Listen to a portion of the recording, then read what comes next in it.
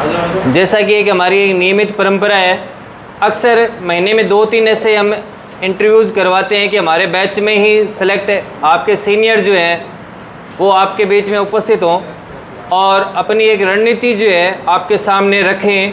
कारण क्या होता है कि मान लो जिस राह पे हम चलते हैं उस राह से होके गुजरा हुआ एक व्यक्ति अगर हमें मिले और हमें ये बता दे कि मैं इस रास्ते पे चला था और मैंने इस प्रकार से सफलता अर्जित की, तो हमारे लिए वो रास्ता बड़ा आसान हो जाता है, एक तकड़ी हिम्मत आ जाती है।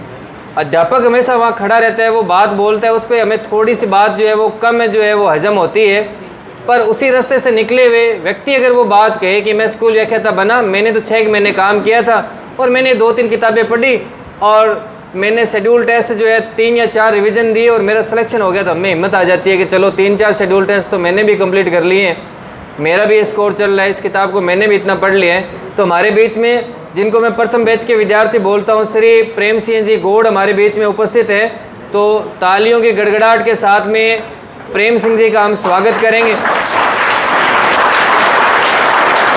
आप स्कूल व्याख्याता इतिहास बैच जो है 2020 में जिस बैच को नियुक्ति मिली उस बैच के आप विद्यार्थी हैं और आपने ऑल राजस्थान जो है 613 सीटों में से अपना स्थान 173 पे आपने अपना स्थान हासिल किया।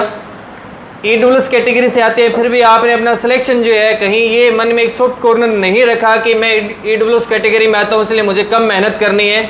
आपने मेहनत उतनी की कि जितनी प्रथम स्थान हासिल करने वाला विद्यार्थी जिस प्रकार मेहनत करते हैं, और आपने सामान्य में अपना सिलेक्शन जो है वो करवाया है। लगातार आप 20 मार्च 2021 से राजकीय सेवा में व्याख्याता इतिहास पद पे कार्यरत हैं और संयोग की बात ये है कि प्रेम सिंह जी का और मेरा जो है ब्लॉक जो है जिला है वो पदस्थापन का एक ही है और बोर्ड एग्ज़ाम की परीक्षा के दौरान भी हम दोनों एक ही कर्तव्यों का निर्वहन कर रहे थे। जब बड़ी खुशी होती है कि आप में से विद्यार्थी पढ़ के जो आज मेरा कर्तव्य है उसी के समकक्ष का कर्तव्य निर्वहन जब आप कर रहे होंगे, आपने भी बोर्ड परीक्षा में सह केंद्राधीक्षक और केंद्राधीक्षक जैसे पद जो है वो संभाले हैं, तो एक शिक्षक को बड़ा ही गर्व महसूस होता है कि मेरे से अध्ययन किए हुए, मेरे द्वारा मार्गदर्शित किए हुए जो विद्यार्थी मेरे साथ में मिलकर कार्य कर रहे हैं। अब आगे की सारी रणनीति कार्य योजना बिंदुवार जो है वो प्रेम सिंह जी आपको खुद को बताएंगे। तो प्रेम जी से मैं कहना चाहूँ कि आप मंच पे आएँ और एक बार प्रेम सिंह जी इस बैच का मैं आपको परिचय करवा दूं। ये बैच अपने आप में आपके बाद में एक सेकंड बैच निकल चुका है जिसमें लगभग 75 विद्यार्थी लगे हैं, 72 विद्यार्थी लगे हैं। ये थर्ड बैच जिसको हम मान के चलते हैं और इस बार हम इतिहास को थोड़ा और अच्छा दोहराएंगे और इस बार संख्या जो है हम 100 से भी पार जो है वो लेके जाएंगे। अभी तक हमने 7 रिवीजन पूरे कर लिए हैं, 8वें रिवीजन की ओर जा रहे हैं और लगभग मेरा मानना है 5 सितंबर में हम 8वां रिवीजन आरंभ कर देंगे। तो आप बिंदुवार थोड़ी सी अपनी रणनीति और इनके बारे में विद्यार्थियों को विस्तार से बताएं। प्रेम सिंह जी।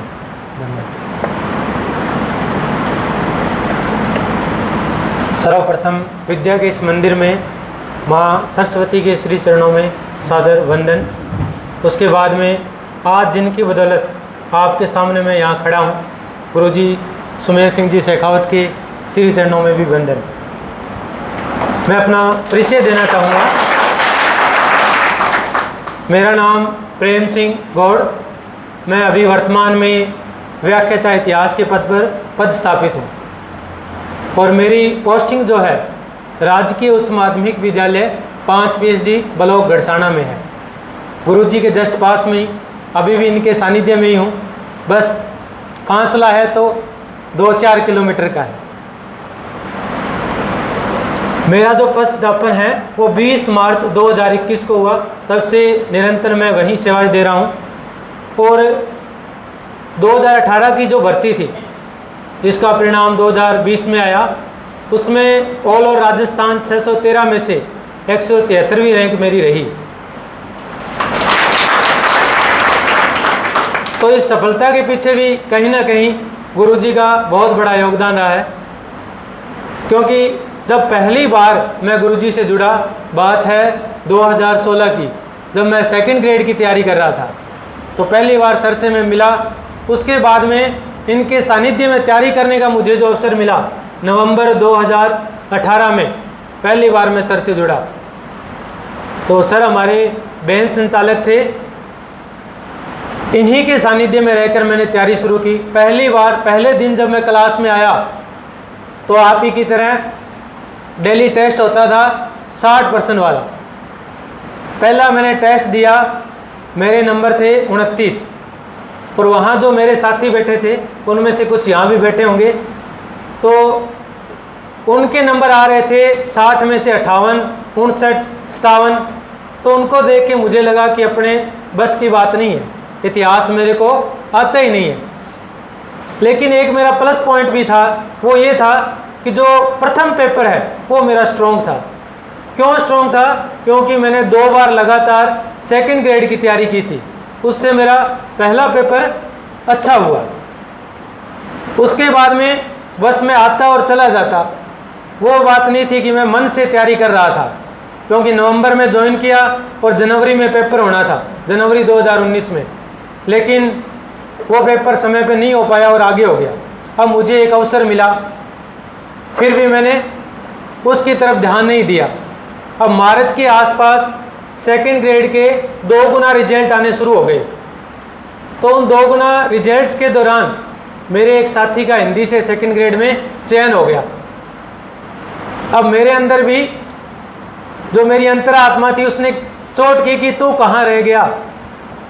तो वहाँ से मैंने तैयारी करना शुरू किया, और वो पेपर फिर होना था जुलाई 2019 में। मेरे साथ 2 और साथी थे, उनका नहीं हुआ, लेकिन हम तीनों ने एक साथ बैठ के ये सोचा कि एक बार पेपर और आगे हो जाए ना तो अपने सिलेक्शन करवा लेंगे। हुआ वही, EWS के कारण जुलाई 2019 में भी पेपर क्या हो गया, आगे हो गया। अब मेरे लिए वो बहुत बड़ा मौका था। जैसे भारत पाकिस्तान का मैच आता है ना, तो एड चलने लग जाती है, मौका मौका, वो मौका मेरे लिए था।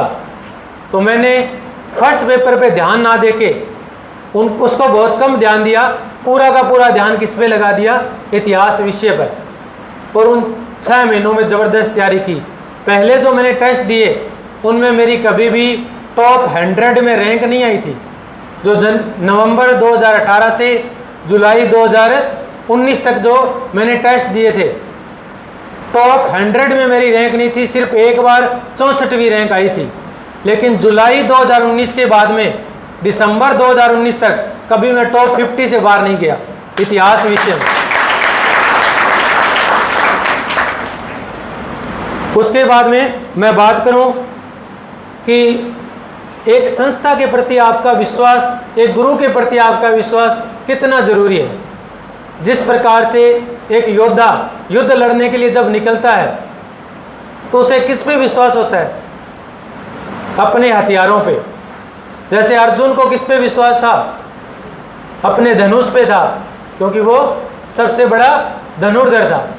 उसी प्रकार आपको सबसे पहले अपने गुरु के प्रति, अपनी संस्था के प्रति विश्वास होना अति आवश्यक है, अन्यथा आप मार्ग से भटक सकते हो।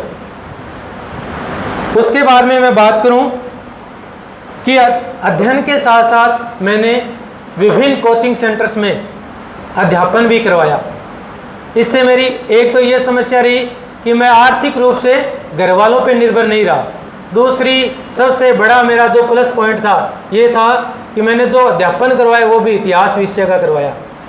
अध्यापन मैं 2013 से करवा रहा था, लेकिन पहले मैं राजस्थान जीके करवा रहा था। जब मैंने ये तैयारी शुरू की तो राजस्थान जीके को छोड़ के मैंने भारतीय इतिहास को चुना और विभिन्न कोचिंग सेंटरों में इतिहास विषय से तैयारी करवाने लगा। उससे भी मेरे को इस इतिहास विषय में बहुत फ़ायदा हुआ। दूसरी बात करूं कि अब तैयारी मैंने की कैसे, तो मेरा तो मानना यही है कि आपके टेबल के ऊपर पुस्तकों का ढेर जितना छोटा होगा आप सिलेक्शन के उतने ही पास रहोगे। दूसरी बात, जो गुरुजी ने एक कार्य योजना बनाई है, उस कार्य योजना पर अगर आप निरंतर कार्य करोगे तो आपको अवश्य ही सफलता मिलेगी, इसमें कोई दो राय नहीं है। अब किसी ने कह दिया कि नई नई बुक ये आई है, अपने क्या करते हैं, वही बुक खरीदने चले जाते हैं। दोस्त के पास देखी कोई दूसरी बुक पढ़ रहा है कि ये इसमें अच्छा है, उसको छोड़ दिया जो सर ने लगा रखी है, उसको उठा लिया। मेरा मानना है बुक पढ़ो, एक ही बुक पढ़ो, उसे बार बार पढ़ो, तभी आप सिलेक्शन के करीब रहोगे। उसके बाद में इस बेंच की विशेषता की बात करूं तो आज जब मैं यहाँ आया तो बाहर आके मैंने देखा एंट्री गेट का जो माहौल था उससे मुझे मेरे बेंच का समय याद आ गया। वही सर की आवाज़ बाहर जा रही थी, वही तरीका, वही अनुशासन। उससे मुझे लगा कि कहीं मैं दोबारा इतिहास की तैयारी करने तो नहीं आ गया सुमेर सर के पास, क्योंकि इनके अनुशासन का जो तरीका है बड़ा निराला है। हाँ, कुछ लोगों को हो सकता है, मेरे भाइयों को अच्छा भी ना लगे कई बार, तो लेकिन वो आपके भले के लिए है, तो उससे कतई न घबराएं। इसके अलावा टेस्ट प्रैक्टिस की बात करूं, जो रोड टेस्ट हो रहा है उससे जुड़ा एक मेरा वाक़या भी बता देता हूं। पहली बार जब मैं कंपटीशन लाइन में आया तो वो 2011 की बात है, मैं 12वीं कक्षा में पढ़ता था उस समय। तो मैंने राजस्थान कांस्टेबल का फॉर्म भरा था, उसका मेरा एग्ज़ाम सेंटर आया रायसिया नगर में। तो वो पेपर देने के लिए चला गया। मैंने कभी OMR नहीं देखी थी। अब मैंने किया क्या, पहले वाले 30 क्वेश्चन तो सही भर दिए, उसके बाद में 30 क्वेश्चन जो थे वो छोड़ के आगे वाले 30 में 29 का क्या दे दिया, उत्तर दे दिया। जब लास्ट में पहुंचा तब मुझे पता चला कि एक पूरी की पूरी 30 की श्रृंखला मेरे से छूट चुकी है। अब आप इसका महत्व समझ सकते हो कि बार बार OMR पे आपसे टेस्ट क्यों लिया जाता है, क्योंकि गलती के चांस क्या हो, न के बराबर हो। इसके अलावा अगर आप नियमित आओगे तभी आपको इतिहास याद रहेगा। इतिहास की एक खासियत है कि आप इसको बार बार दोहराओ, अन्यथा आपको ये दोहराएगा, यहाँ बार बार बुलाएगा। तो एक बार आपने बार बार इसको अध्ययन नहीं किया तो फिर अगले बेंच में भी तो आना पड़ेगा। अगर आप इतिहास को नहीं दोहराओगे तो इतिहास आपको दोहरा देगा। तो इस बात पे पूरा ध्यान रखना। अगर आपने गैप ले लिया तो पीछे वाला समझो साफ है। ये इतिहास की एक खास पहचान है, इसको बार बार रिपीट करोगे तभी ये आपके याद रहेगा। मेजर पेपर की बात अपने कर ही ली कि रैंक को कैसे आपको मेंटेन रखना है। जो आपको कंटेंट दिया है उसको बार बार क्या करना है, रिवाइज करना है। इसके अलावा आपको मार्ग भटकाने वाले भी रास्ते में बहुत सारे मिलेंगे, क्योंकि अभी भर्ती का कोई पता नहीं कि कब आएगी। आए तो कल आ जाए, हो सकता है 2 महीने ही ना आए, लेकिन आपको कुछ लोग मिलेंगे कि अभी ये टाइम क्या है, तो सेल्फ स्टडी कर लो, कोई ऑनलाइन कोर्स ले लो। मान लो आप सेल्फ स्टडी कर लोगे रूम पे बैठ के, आपको कैसे पता चलेगा कि आपने जो पढ़ा है आपको याद है या नहीं है? कैसे पता चलेगा भाई? चल जाएगा पता याद है कि नहीं है। तो उसके लिए क्या ज़रूरी है, टेस्ट ज़रूरी है। टेस्ट होगा तभी आपको पता चलेगा कि मैंने आज ये टॉपिक पढ़ा है, इसमें से कितना कंटेंट मुझे याद रहा। और दूसरी बात, टेस्ट में अगर गलती करोगे, सही वाला आपको याद रहे ना रहे, जो आपने गलत किया है वो आपको ज़रूर याद रहेगा कि मैंने ये पर्सन डेली टेस्ट में दिया था, वहाँ मेरा गलत हुआ था, अगली बार गलत नहीं होगा। ये ज़्यादा समय मैं आपका नहीं लूँगा। धन्यवाद सर।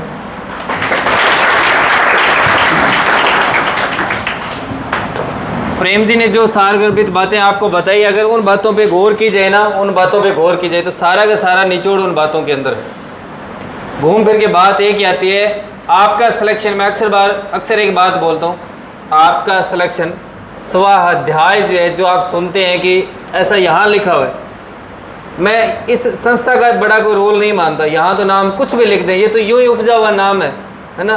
क्योंकि ज़्यादातर व्यक्ति स्वजातीय होता है, तो वो सोचता है मैं यहाँ पे सुमेर सर क्लासेस लिखूँ, शेखावत क्लासेस लिखूँ, या कुछ सरस्वती क्लासेस लिखूँ, तो ये तो उपज है, कुछ भी लिख देता। सिलेक्शन उस व्यवस्था से होना है, आपके अंदर का जो स्वाध्याय है ना, आपके अंदर का स्वाध्याय, उससे चयन होना है, ना कि पंपलेट पे लिखे हुए स्वाध्याय से सिलेक्शन होना है। पंपलेट वाले लिखे स्वाध्याय पे सिलेक्शन होना तो फिर तो यही हो जाए कि मैं बड़ा सा एक ऊंचा सा मंच बना के, बड़ा सा आसन, पीछे लाइटें डूटें लगी हो और उस पर बैठ जाऊँ प्लाथी लगा के, और फिर सुरेंद्र बैठा रहे, भेजे एक एक को, क्या बस गुरुजी यूँ आशीर्वाद देंगे और आप यूँ हिलोगे, हिलते सारी हिस्ट्री आपके माथे में कॉपी हो जाएगी और आप क्या लेक्चरर बन जाएंगे, फीस बड़ी मोटी सारी है। ये तो निखारने वाला, मैं तो पत्थर वाला काम कर सकता हूँ, ठीक है, या व्यवस्थाएं पत्थर वाला काम कर सकती है कि उन पे अगर किसी हथियार को घसा जाए तो उसमें धीरे धीरे धार जो है वो आएगी, और वो पत्थर का काम करता है शेड्यूल और यहाँ की व्यवस्थाएं।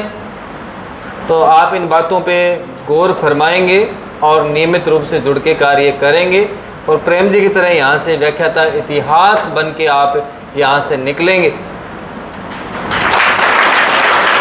है जिन्होंने मेजर पे पहले गर्ल्स जाओ पहले है ना जान प्रेम जी के छाया रेगुलर आता हूँ सर कहानी। अरे घना ही है